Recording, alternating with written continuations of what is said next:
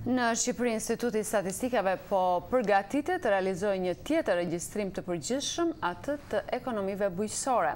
Pas tranzicionit politik në Shqipëri janë bërë një numër transformimesh në sektorin e bujqësisë, transformime që pritet pasqyrohen edhe në regjistrimin e ri, i cili do zhvillohet brenda muajit tetor të këtij viti.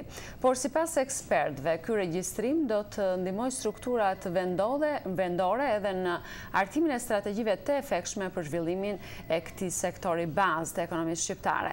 Korrespondenti i Zërit Amerikës, Pullum Sulo, sjell në kronikën e tij përgatitjet që po bëhen në qytetin e Shkodrës për fillimin e këtij procesi. Regjistrimi i përgjithshëm i bujqësisë është një tjetër program i rëndësishëm që pritet të realizohet nga Instituti i Statistikave. Ky program do të realizohet nga 1 tetori deri me 30 tetor, por procesi parapritet nga përfshirja e drejtuesve dhe administratave vendore në përzgjedhjen e anketuesve dhe kontrollorëve, si dhe sigurimin e mjediseve të nevojshme. Në takimin e organizuar në qarkun e Shkodrës me përfaqësues të Institutit të Statistikave dhe drejtuesit vendor të komunave, kryetari i qarkut Magjit Sungu u shpreh për rëndësinë e këtij regjistrimi. Qëllimi është fotografimi i zgjidhjes së njësive ekonomike bujqësore në gjithë qarkun tonë, në gjithë Shqipërinë, në mënyrë që të kemi dhëna të sakta për çdo veprimtari bujqësore, qoftë prodhimi bujqësor, qoftë blegtoral. Kjo do ndihmojë për nxjerrjen e dhënave, për përgatitjen e politikave në nivel kombëtar, por do ju ndihmojnë edhe ju për përcaktimin edhe për përgatitjen e politikave në nivelin lokal, në nivelin komunal apo bashkiak. Pra është një proces i cili do ndihmojë edhe kryetarët e njësive vendore për të planifikuar më mirë, për të llogaritur më mirë dhe për të kërkuar më mirë, për të përgatitur projekte konkurruese. Regjistrimi i përgjithshëm i bujqësisë mbështetet në përvojën e krijuar vitin e kaluar nga regjistrimi i popullsisë, regjistrim i cili u mbështet kryesisht në punën e anketuesve dhe kontrollorëve që punuan për një kohë të gjatë në terren.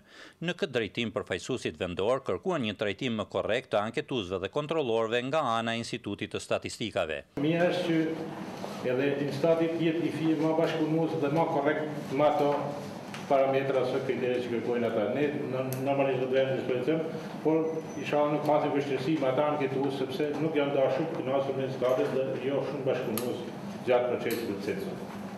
Ky të thotë për marrësinë e madhe, nuk e di për çfarë arsye ka në pagesa, apo nuk është shumë sa njerëzit janë më të besueshëm. Duke u përgjigjur shqetësimit të drejtuesve vendor të qarkut të Shkodrës, menaxheri i programit të regjistrimit të përgjithshëm të bujqësisë, Alban Qela, tha se janë marrë masat që me këtë program të korrigjohen edhe disa tëmeta të vërejtura gjatë censusit. Si një projekt shumë i madh dhe Instati ka dhe bashkëpunëtorët e tij të tjerë, të cilët ndihmojnë mbarvajtjen e këtyre problemeve. Megjithatë, eksperjenca nga censusi i kaluar na ka dhënë eksperiencë dhe ne se si të realizojmë gjërat dhe ne jemi munduar që deri në momentin që do filloj puna në terren, fondet të jenë në instat, kështu që mos kemi probleme ose vonesa në pagesat për të gjithë le të themi punonësit që do punojnë, anketuesit, kontrollorët, supervizorët. Regjistrimi i përgjithshëm i bujqësisë pritet të jetë një proces jo i lehtë, sidomos në zonën veriore të Shqipërisë, kjo për shkak të vështirësive të terrenit dhe infrastrukturës së prapambetur. Ky regjistrim do të shërbejë krijimit të një regjistri të veçantë për bimët e arave, frutikulturën, vreshtarinë si dhe blegtorinë. Ai pritet të sigurojë të dhëna të qëndrueshme demografike dhe sociale-ekonomike, jo vetëm në nivel kombëtar, por edhe rajonal e vendor, të dhëna të cilat deri tani kanë qenë të mangëta, duke mos paraqitur me vërtetësi transformimet dhe zhvillimet në sektorin e bujqësisë, sektor ky që përbën edhe bazën e ekonomisë së vendit. Për Zërin e Amerikës, nga Shkodra, Pullum Sulo.